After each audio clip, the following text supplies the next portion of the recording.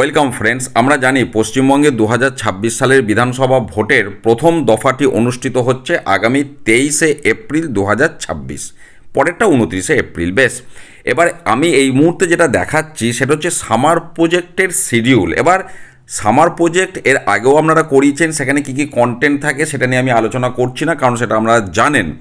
আমি শিডিউলটা নিয়ে আলোচনা করছি। এখানে অ্যাক্টিভিটিগুলো একটু দেখুন।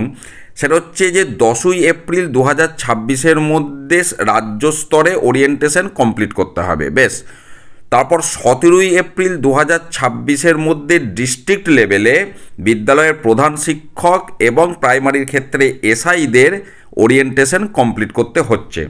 তারপরেরটা হচ্ছে অত্যন্ত গুরুত্বপূর্ণ, সেটা হচ্ছে 21শে এপ্রিল 2026-এর মধ্যে শিক্ষক শিক্ষিকাদের ওরিয়েন্টেশনটা কমপ্লিট করতে হচ্ছে। তারপরেই এখানে চলে আসছে ডিউরিং দি সামার ব্রেক, মানে সামার ভ্যাকেশন। এবং সেই সময়টা কি করতে বলা হচ্ছে, 4 নম্বর রো যেটা রয়েছে, monitoring of summer camps in the district, অর্থাৎ জেলায় জেলায় মনিটরিং হবে যে বিদ্যালয়গুলিতে সামার ক্যাম্প কীভাবে কি করা হয়েছে, আগেও এটা হয়েছে।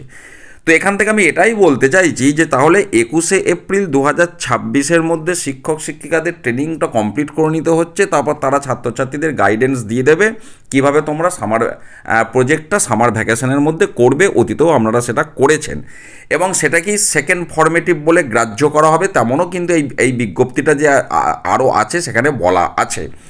তো তাহলে বেশিরভাগ বিদ্যালয়গুলি কিন্তু ভোটের জন্য বুথ হিসাবে ব্যবহার হয় এবং সেটা প্রথম দফা ভোটের ক্ষেত্রে আগের দিন অর্থাৎ 22শে এপ্রিল থেকেই কিন্তু দখল করে নেওয়া হবে। সেন্ট্রাল ফোর্স থাকলে সেগুলো আলাদা বিষয়। তো তাহলে 21শে এপ্রিলের মধ্যে সামার প্রজেক্টের বিষয়টা কমপ্লিট করে 22শে এপ্রিল থেকেই কি গ্রীষ্মের ছুটি দেওয়ার একটা পরিকল্পনা চলছে, যে তাহলে প্রথম দফা দ্বিতীয় দফা।